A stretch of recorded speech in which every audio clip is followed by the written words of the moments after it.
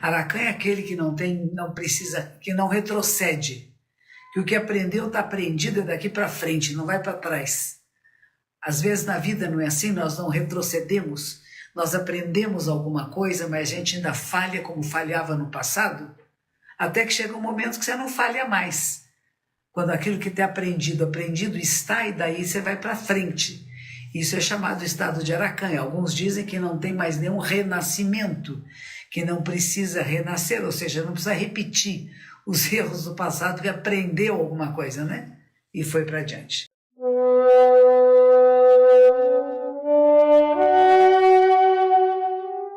O Dharma, incomparavelmente profundo e infinitamente sutil, é raramente encontrado, mesmo em centenas de milhões de anos. Agora podemos vê-lo, ouvi-lo e compreendê-lo, que possamos completamente clarificar o verdadeiro significado dos ensinamentos do Tathagata.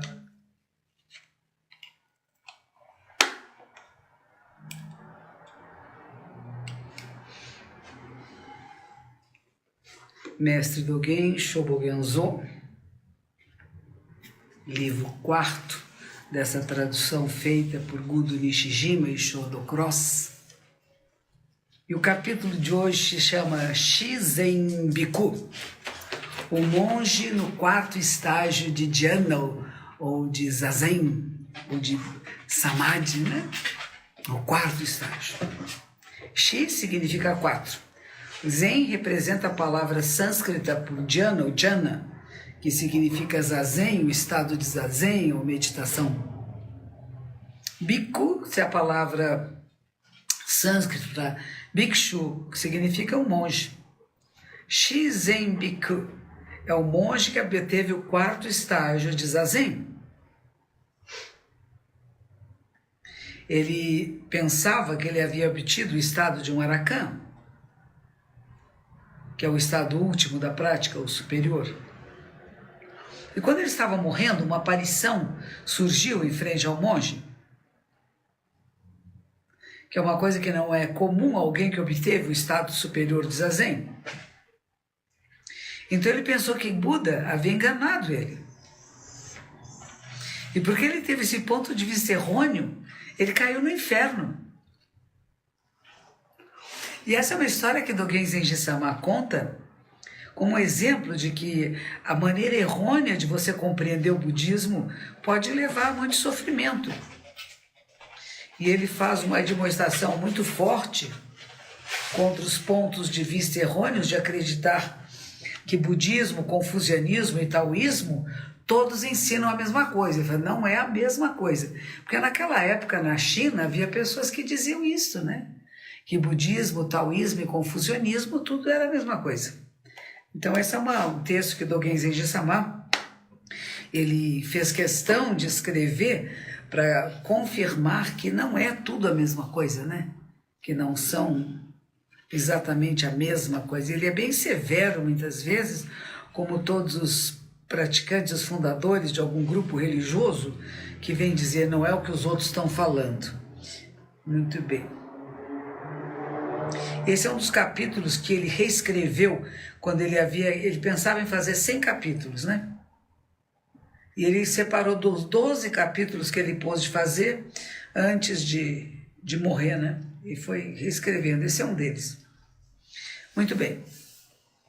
E ele começa dizendo assim: o 14º ancestral do Dharma, que era Nagyarjuna, lembra o Nagyarjuna? Que é um especialista no vazio, né? Sunyata, e do Sutra da Sabedoria Perfeita, né? Nagyarjuna disse: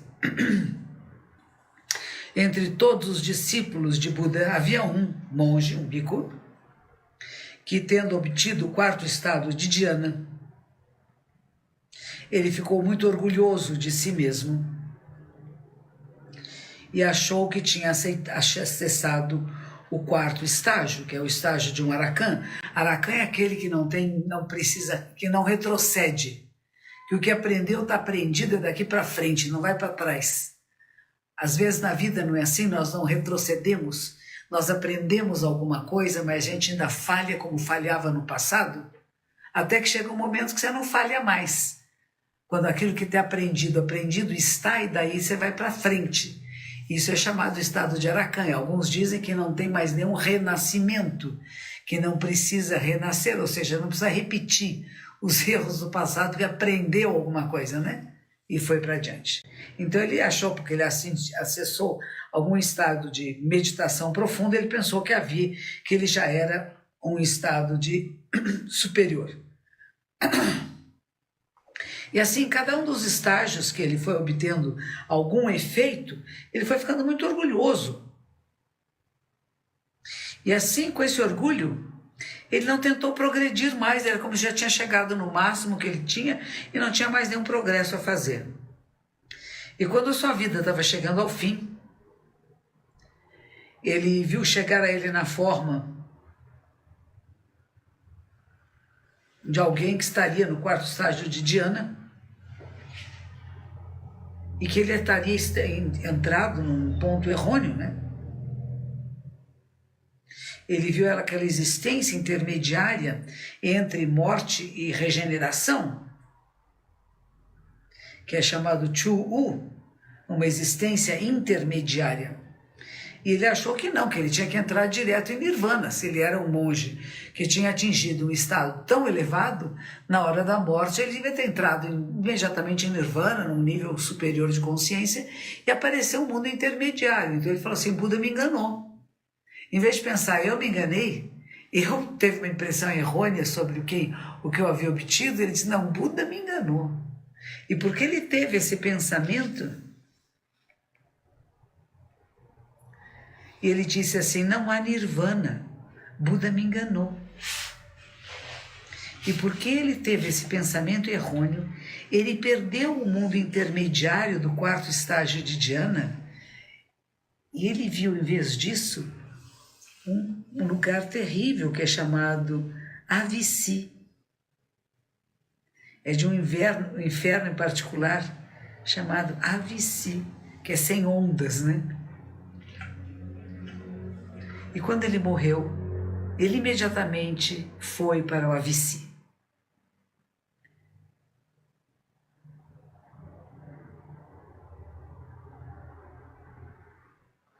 E os monges perguntaram a Buda, quando a vida deste praticante terminou, aonde ele renasceu, onde ele nasceu? E Buda disse, ele nasceu no Avici. E os monges ficaram muito surpresos. Será que sentar em zazen e manter os preceitos os levariam ao inferno? E antes que eles falassem, Buda disse, tudo veio do seu orgulho. Quando ele obteve o quarto estágio de meditação, ele pensou que havia obtido o quarto efeito. E quando chegou o fim da sua vida, ele viu o mundo intermediário aparecer, que era o mundo do quarto estágio de Dhyana, e que fez surgir nele pontos de vista errôneos. Ele pensou, não há nirvana, e eu sou um Arakan, eu cheguei ao nível mais elevado, mas eu vou ter que renascer? O Buda me enganou. E aí, ao pensar isso, esse mundo de inferno apareceu. E foi onde ele nasceu. E aí o Buda falou o inverso. Tudo isso é uma cotação, viu? Tudo que eu estou falando é uma cotação de um texto antigo do budismo tradicional. E o Buda disse em poema, mesmo com conhecimento abundante, mesmo mantendo os preceitos e dhyana, ele ainda não havia obtido o Dharma, nos quais todos os excessos terminam. Embora ele possuísse a virtude, mas havia um fato que foi difícil para ele crer. E por isso ele caiu no inferno, porque ele desconsiderou o Buda. E ele, na verdade, não estava conectado com o quarto estágio superior.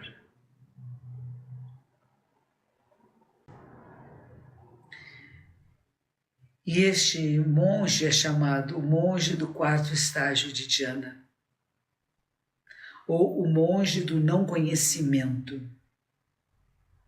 E essa é uma admoestação, escreve Dogen, contra o erro de achar que obteve o que não obteve. Também o erro de ter pontos de vista errôneos e desconsiderar Buda. Em toda a grande ordem de seres humanos e deidades, todos conhecem essa história, desde a época em que o Tathagata estava no mundo até hoje. Tanto nos céus do oeste como nas terras do leste, a fim de admoestar contra apegar-se ao que é errado como se fosse correto, é como obter o quarto estado de dhyana e pensar que é o quarto estágio de Arahant. Os erros deste monge, e diz Dogen, se eu agora brevemente sumarizar, são 3.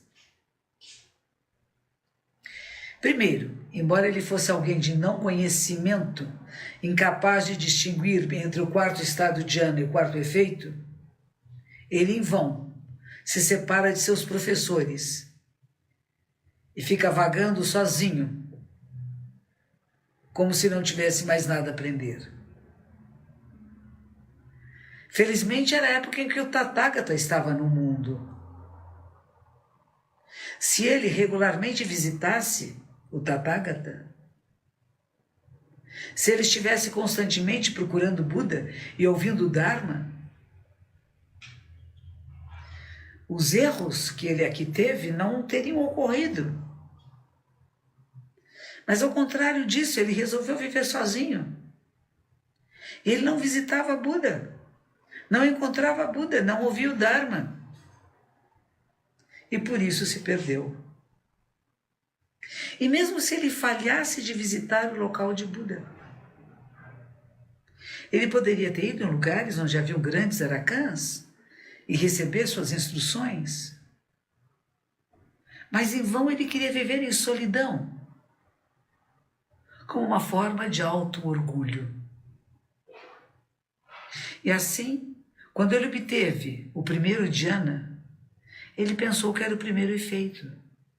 Quando ele obteve o segundo dhyana, ele achou que era o segundo efeito. Quando ele obteve o terceiro dhyana, ele pensou que era o terceiro efeito. E quando ele obteve o quarto dhyana, ele pensou que era o quarto efeito. Esse foi seu segundo erro. As formas do primeiro, segundo e terceiro dhyanas e as formas do primeiro, segundo e terceiro efeitos estão além de comparação. Como que ele poderia comparar? Isso foi a sua falta por não ter conhecimento e uma falta que surge por não servir um mestre e da sua ignorância. E aí Dogen de novo vai escrever um texto do fascículo 5 do Maka Shikan Hokyo Den Kugetsu, um comentário do mestre Tendai Chigi, é o fundador da escola Tendai. Começa assim: entre os discípulos de Bhaguputta, que é o quarto ancestral da Índia, né? O Bhakikuta, né? Havia um monge que, com a mente devotada, havia deixado a sua vida familiar e entrado no quarto estágio de dhyana. Mas ele pensou que ele havia chegado no quarto estágio, quarto efeito. O Bhakikuta, usando meios expedientes, faz com que ele vá a um lugar distante e faz com que um bando de ladrões materializam-se na estrada onde ele está. E ele também faz com que se materializem 500 mercadores. Os ladrões atacam os mercadores e há um grande massacre. Vendo isso, o monge ficou amedrontado. E de uma só vez ele pensa a si mesmo: eu não sou um arahant. Esse deve ser o terceiro efeito. E depois que os mercadores estão mortos, apenas fica a filha de um mercador muito rico. E ela vê o monge Eu suplico, monge virtuoso, me leve com você. E o monge responde: o Buda não me permite caminhar com uma mulher. E ela diz: eu vou segui-lo à distância, monge virtuoso. E o monge se apieda. E assim caminham. O venerável se materializa como um grande rio. E a mulher diz: monge virtuoso, você me ajuda a atravessar o rio? Então ele diz: eu vou na parte baixa e você vai na parte alta. Mas a menina subitamente cai na água e grita: monge virtuoso, me salve. Então as mãos do monge alcançam a moça e a salvam. E ele então pensa da maciez da sua pele, e a luxúria surge em sua mente. Então imediatamente ele reconhece que ele não é um ser espiritualizado. E sentindo intenso amor por essa mulher, ele a leva para um lugar mais recluso, com a intenção de ter uma relação com ela. Mas ao ver isso, o mestre, ao ver, ele vê que é o mestre que está ali. E fica muito envergonhado. E joga sua cabeça ao chão. E o venerável diz: você se considerava um aracã. Como é que você poderia fazer uma ação tão má como essa? E ele leva o monge de volta à comunidade e faz com que ele confesse e explique a ele.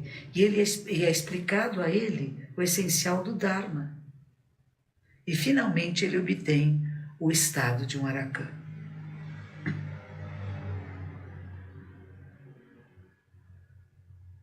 E Dogen Sama, então, isso é um texto sagrado antigo, né? Então Dogen Sama vai comentar sobre esse texto. O monge inicialmente faz o erro de ter pontos de vista errôneos, mas ao testemunhar o massacre, ele fica com medo. E ele pensa: eu não sou um aracã, porque afinal eu estou com medo. E ele fala assim: eu acho que eu estou no nível errado, não estou no nível superior, né? E a partir disso ele começa a pensar na maciez da pele da mulher. E surge a sexualidade. Ele fala: nossa, eu não estou nem nesse estado ainda estou preso às coisas do corpo humano, né? Mas ele não tem nenhum pensamento de falar mal de Buda. Ele não tem nenhum pensamento de falar mal do Dharma. E nenhum pensamento de se afastar dos ensinamentos sagrados. Ele não é como o outro monge, que achou que estava no 4º estágio de Dhyana, e que, portanto, ele havia sido enganado pelo Buda, né? Mas ele possui a habilidade de perceber que é ele que ainda não é suficiente. E Dogen Sama diz: as pessoas hoje em dia nem sabem que são aracãs nem budas. Eles não conhecem a si mesmos. E apenas vagam sem sentido, pensando: eu sou um Buda, eu sou um Buda. E é um grande erro, é uma falta profunda. Primeiro vocês têm que entender o que é um Buda.